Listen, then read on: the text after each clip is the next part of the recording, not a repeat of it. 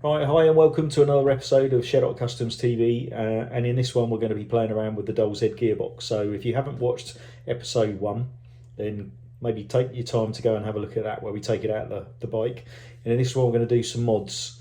So we're going to be taking the front cover off, we're going to be cutting off the gear start shaft, we're going to be making modifying and making a cap, and then we're going to be lock wiring it back all together again and showing you a few tips and tricks. So hope you enjoy it, and enjoy the show. So the first part of the puzzle with the Doll's Head gearbox, this is the original kickstart shaft. It's got a bush down the centre which takes the end of the output shaft, I think it is, or input shaft on the gearbox, so it sort of supports the end of the gears. I'll show you that later. But basically that line is where I'm going to cut it. Wish me luck. Okay, so here it is cut up. So that's the bronze bush that we talked about before. I've cut it so that's still proud, so the gearbox can use the whole length of that sleeve or that bush. And then this fits in the gearbox, or the gearbox casing. So now, all I've got to do now is take a measurement down here so I can cut the cover off. And then what I'm going to do, once I've got a measurement, I'm going to slice through the aluminium, through the sleeve, right the way across. Hope you get a nice square cut. And then I'm going to come down another 6mm, just go through the aluminium, go all the way around the outside. And then I'm going to make a cap, or it will go over the top and can be glued onto the steel sleeve, and that will be the finished job. So let's see how I get on with that.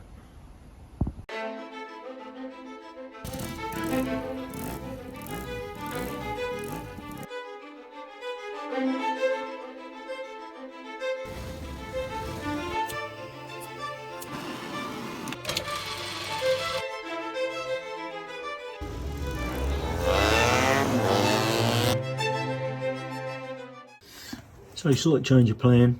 You can see here I scratched a line around it, but I was really concerned that I was ever going to get down here with the grinder unless you had a really big grinding wheel. And then it starts to taper. So what I've done, it used to have a little piece stuck up the top, and this was like a natural break.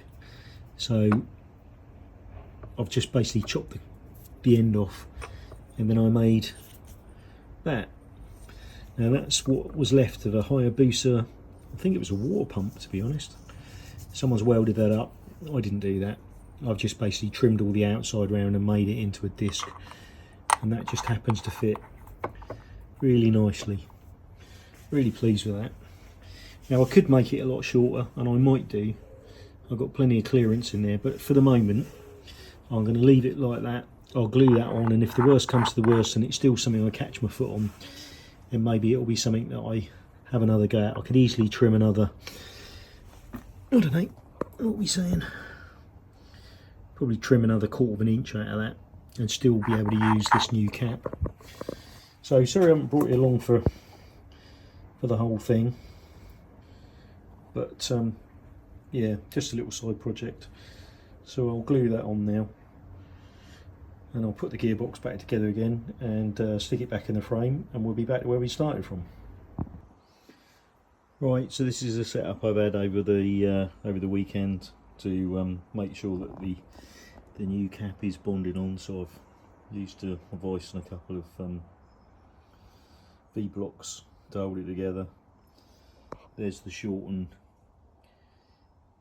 kickstart shaft. So I'll show you what the inside of the gearbox looks like and how that fits to them. So this is what the inside of a Doll's Head gearbox looks like, and basically this is the shaft that we're trying to support. So this one's the gear change, where the gear change works. Is that right?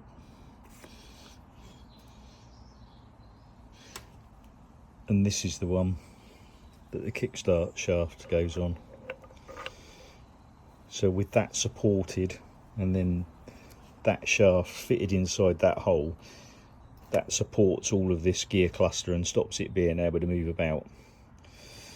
So that's why we were keen to make sure that this was long enough that that shaft was fully supported. But looking inside there, look, if you can make that out, there's more than enough support there.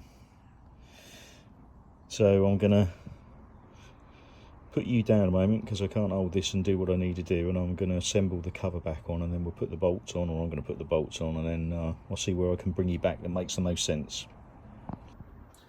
Right, I brought you back. It was a bit of a fiddle to get that on, so unfortunately I've not filmed it because I can't hold that and do everything, although I could set the tripod up. I'm being a bit lazy these days. So let's put a few nuts and clamp that cover on, and then we should be ready to put it back in the gearbox, or sorry, put the gearbox back in the bike.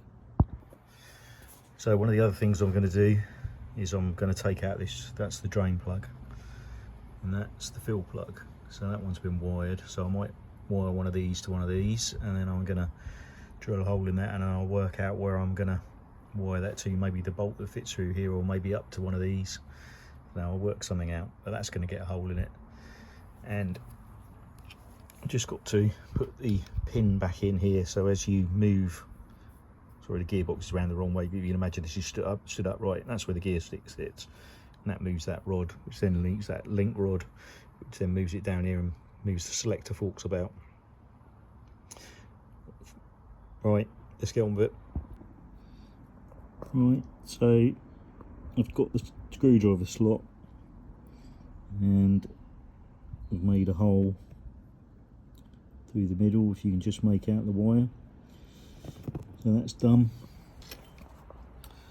Obviously I drained all the oil out before I took it away.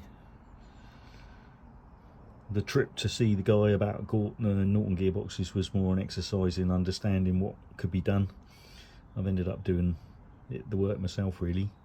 No problem with Dave, the guy that was explaining it. I'm really pleased he explained what I needed to understand, but he didn't have all the parts for this gearbox at the time, so it made more sense for me to come home and do it myself. Probably should have done it myself anyway, but he did give me an understanding about how much to chop off of this and how much not to chop off of this, so that it was fully supported. So it was definitely a good learning experience.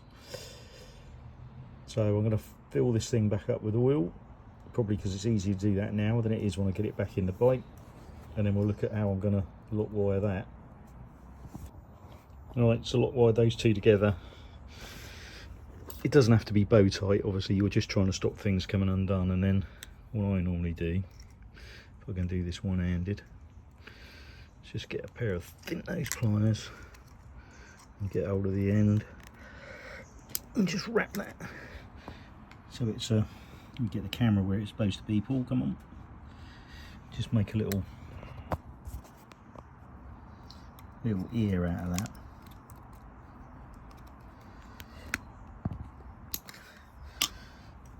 Oh, terrible camera work. And then basically I'll fold that down a bit, and that should stop anything catching it, or you sticking your fingers on the end of it, or anything else. So right, ready to put it back in the bike. Right, got my trusty RS split pin kit. Recommend these to anyone. If you can turn your head upside down and do a handstand, you can read all those sizes, but basically nice selection of split pins, so that when you've got a hole, you can find the right split pin to get in there. And there's only seeing sort of half a hole there. Now I've tried to get that washer in between, and there's not enough room to get that in between. So anyway, we're going to see what we can squeeze in there to make a nice job that's strong enough. And that's how I like to do a split pin, so hopefully there's nothing there that can catch on anything. Right, okay, that's the end of the episode. I'm sporting my Shed.Hot Customs t-shirt. Hope you've enjoyed it, and in the next one we'll have a look at playing around with the foot pegs and the gear change position and all that good stuff. So if you haven't liked and subscribed, then please give it a consider. It's taken forever to get to 1,000 subscribers, but I'm really impressed with all the people that have commented. So I've got some very loyal followers who quite often make comments, which is always nice to see. So if you haven't made a comment and you fancy making a comment, then please do. I always try and answer everything that comes through the messaging service. Anyway, till next time, thanks very much.